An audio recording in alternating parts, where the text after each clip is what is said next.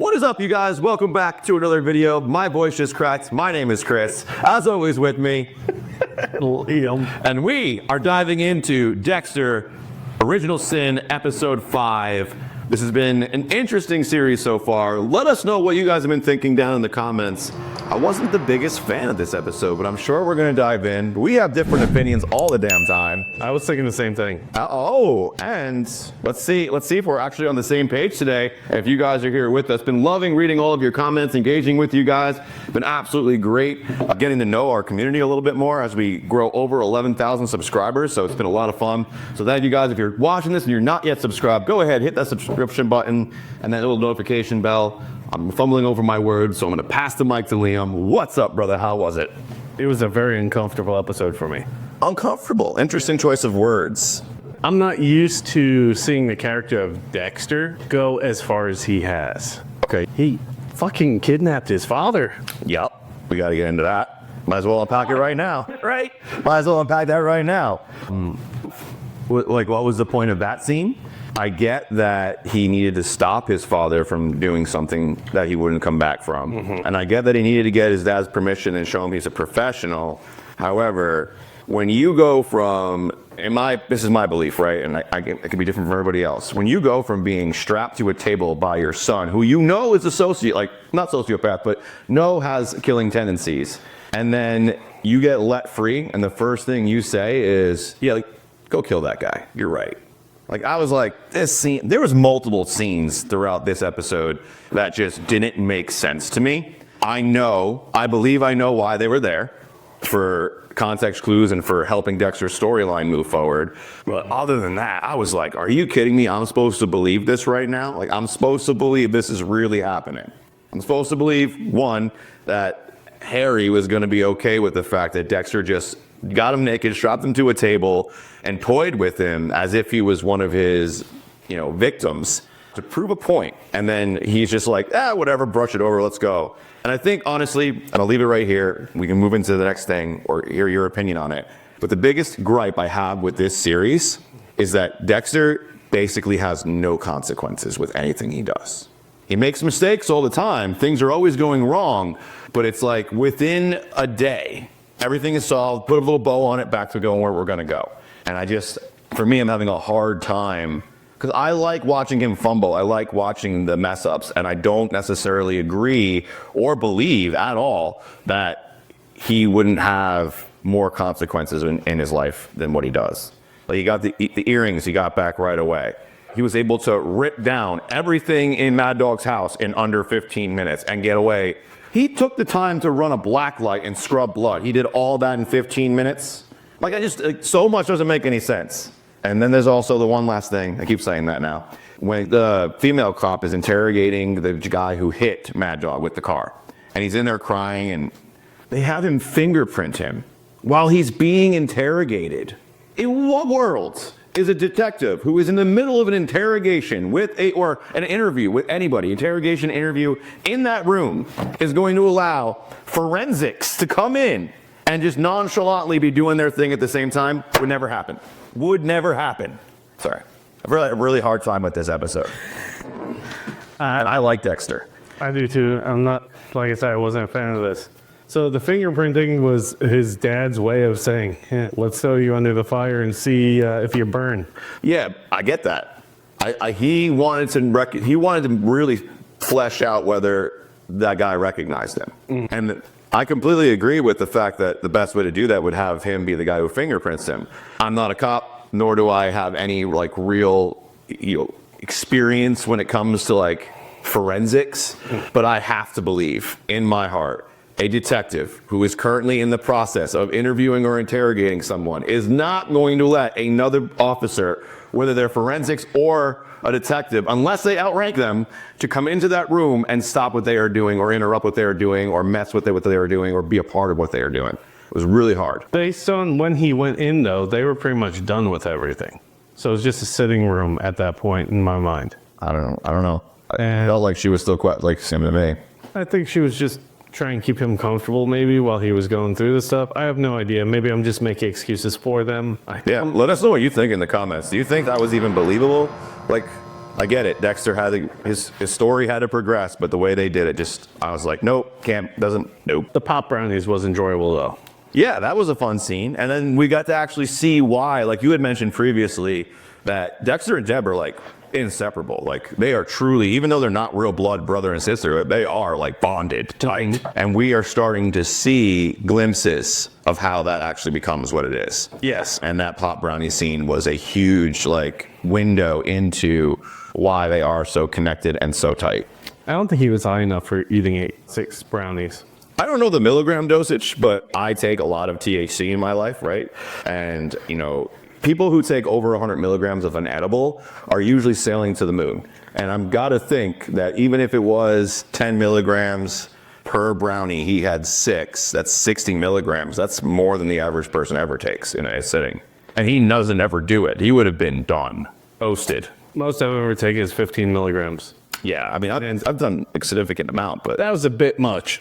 For me. for most people, they start getting paranoid. Like things start going really crazy at that high dosage. Yeah. Yeah. So watching that part was enjoyable. The bond with the sister. Oh, watching the father fuck up in court. Yeah. What'd you think? Harry's not perfect, and we've known that since the original. Obviously, he trained Dexter, so his code is gray. He has a very gray area in which he does law. He is not someone who lives by the book. That being said, I don't think he really did anything wrong. He dismissed a junkie who was completely unfounded, didn't know what day of the week it was, undercredited. He could have taken the statement down, which he should have done, and recorded it, which is the thing he got in trouble for not actually submitting the evidence, which would have been completely thrown out. I get what he did. If I was in his shoes and I was talking to somebody who I knew was a liar and had no credit to their story, I also would blow it off and in pursuit of what he did. I don't know. Maybe I'm also coming from a biased position on that one, but I think that in a law enforcement situation, if you're dealing with someone who is not trustworthy, why would you trust them? Yeah. Over your ass, I guess. But we found out that it was the exact year, 1991. Mm-hmm. So maybe the time period has something more to do with it too. Yeah. Because things were very different back then. Oh yeah, 100%. Yeah. The internet was just slowly becoming a thing. I think 91 was around the time we had Windows, 3.1 or something, the first color Windows version, some shit like that. So then after that, we had the AOL chat rooms. Yes, and ICQ, Messenger and shit like that. Yep. The whole thing with the father, when he bound him up, could that be an example of Dexter losing control, the consequences for not being able to kill Mad Dog?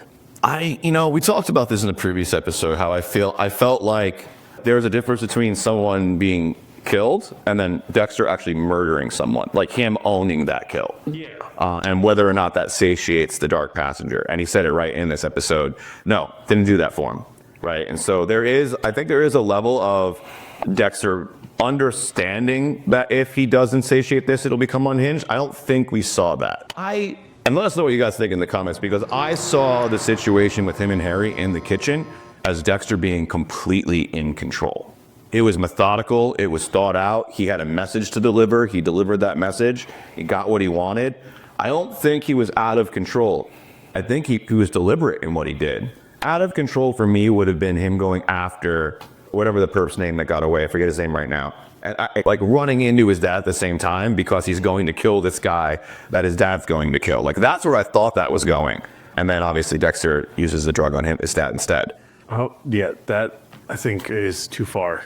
I think that, again, we talked about it in the very beginning. His dad's reaction to being drugged, tied up, and then all of that was just like, whatever, you're my son, go do your thing. They didn't believe it, but yeah, he went too far for sure. I agree.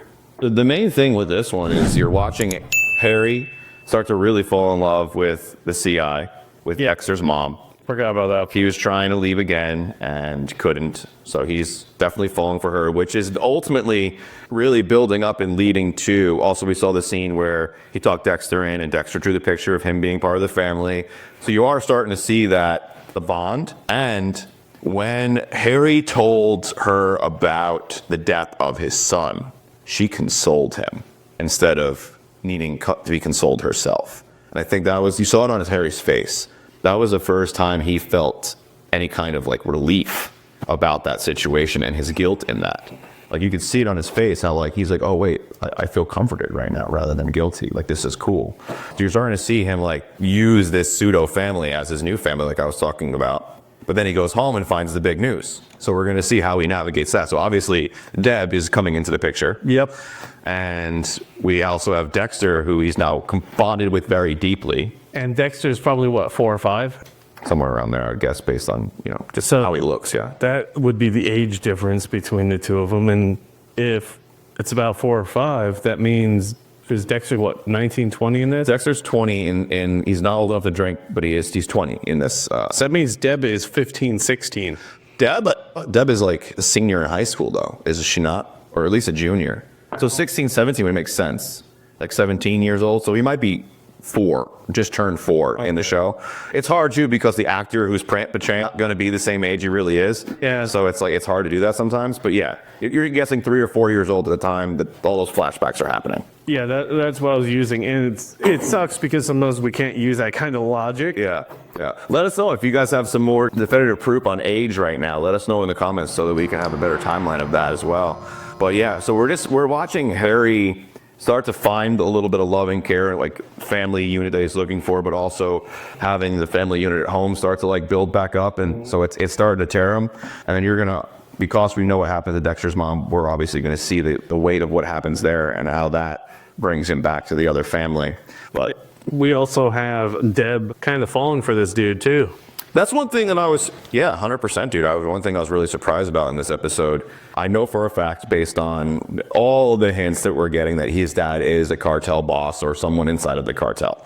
But for someone raised so entitled, so rich, and so ruthless, which I would believe a cartel boss's son or family would be, right?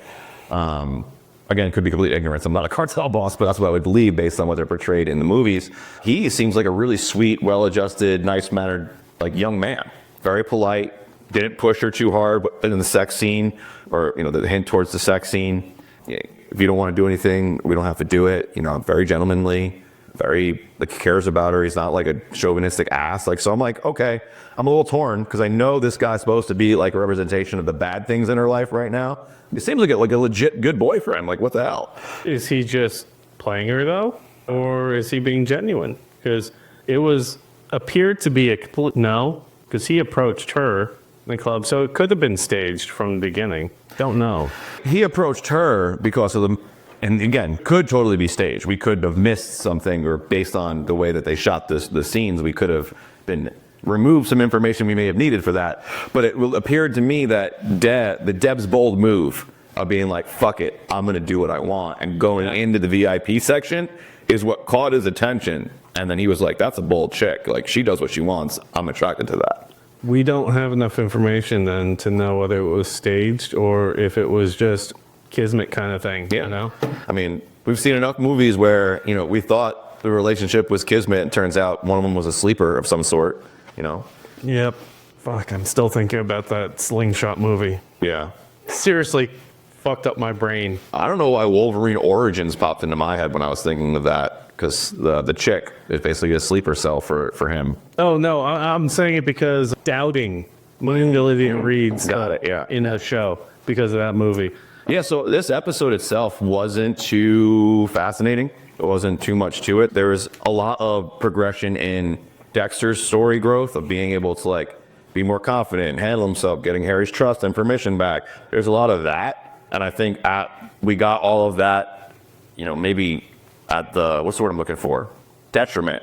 So we got all of that at the detriment of the actual story itself, of the actual, what could have happened and progressed. One thing I want to talk about. There was another scene that made no sense other than the fact that it progressed the story. So the boss, Sarah Michelle Gellar's character. The horse bathing? When we meet her, she's one of the most controlled, freak out, don't touch my lab, this is my stuff, it has to be here, it has to be there. A neurotic person with that mindset is not a gambler. It's not okay with leveraging large sums of money on a whim. It goes against the personality trait. And so I'm sitting there and I'm thinking to myself, the only reason we're watching her bet on horses is so that we can get this hint about horse tranquilizer. That's the only reason we're seeing this. It makes no sense. We'll never hear about it again. And I think So you're saying lazy fucking writing? 1000%. This episode was lazy writing. So many different times. And this particular was another one. Also, something's off about her. And maybe it was just a lazy writing and the way they're like throwing personality quirks into her that should never be there based on how neurotic she is, but something's off. She might have a dark passenger. You think so? She might be the one who killed the mayor's son. That could be interesting. I think she is like Dexter. I see her as like Solo because big enough name character for most people to know that they can't just have her as a basic character. Yeah. It's like, have you ever watched the new show Wednesday with Jenna Ortega playing in Wednesday? So they basically brought back Christina Ricci's character, who was the original Wednesday. But I don't want to, if you guys haven't seen it, spoiler, skip ahead like 30 seconds. Here we go. They totally use her as the big flip, as the big villain in the end, right? Because she's that big character. I think they're doing the same thing with Sarah Michelle Gellar's character, where it's this name, we're thinking of her as a mentor, we're thinking of her as like a nod to like the old 90s days, like the time era in which this is popular, but no. Ties multiple generations to the show. Actually the big bad. She's actually going to be the serial killer that Dexter has to kill. Watch. That's my theory. I think it's going to happen. I could eat crow, but I really do, I think. And I think there's something really off with the captain. It's just really bad writing, and so I don't believe these characters like they're supposed to be believed. But yeah, there's something off. There's something off. It's really sad and disappointing that we've gotten this far in. The other episodes I thought were really fun. Up to this point. This is just the first one that I felt. Yep. Agreed. Hopefully they'll bring it back with the next episode. Well, we're rolling into like the climax, the finale. Like we're rolling in towards the end of the seasons where things get wrapped up and we get the big, cliffhanger. How many episodes? I'm guessing 10. 10. Yeah. Yeah. So it's 10 episodes. So we're halfway. Just got halfway. So we got plenty to go still. But the murderer walked in. That's who Dexter's next target is. Yeah, I think in episode 6 we will see him go after that guy for sure. Anything else you want to add in, close out, questions you might have, predictions you may have before we wrap it up? No, I think that's it. Right on. Well, we hope that the next episode is more exciting and brings back the feeling of Dexter again. This episode was just a disappointment. If you guys disagree, let us know in the comments. And as always, really appreciate you guys engaging and talking and letting us know your theories and what you thought of the episode. Makes this so much more fun having a discussion than it is just being a talking head. It does. The I Love videos are going crazy. We ask stuff, and I love reading the comments. Yeah, absolutely. It's been great having a little community chat about Silo. We'll be dropping another episode for that on Friday. So if you guys are also a fan of Silo, definitely check that out. Matter of fact, we have a whole playlist for it right here. If you want to check it out, so all the episodes right here. Silo, actually one of our most watched series we've ever done. We're really enjoying this series, not only watching it but also talking about it. You can check out all those episodes here. We've also reviewed quite a bit. We've been doing this now for almost a year, a little over a year, something like that. I'm really not bad with timelines. No, 8 months. 8 months. 8 months. We've been doing this for 8 months, and it's been a lot of fun. And we reviewed a lot of stuff, so you can actually check out even more stuff here. And actually, YouTube might think you like this as well, so you can check this out. But don't forget to subscribe, hit the notification bell, so you never miss another episode. My name's Chris. As always, with me, Liam. We'll see you in another video. Peace. Find the strength hiding in each battle scar. You're not who you were, you've already come far.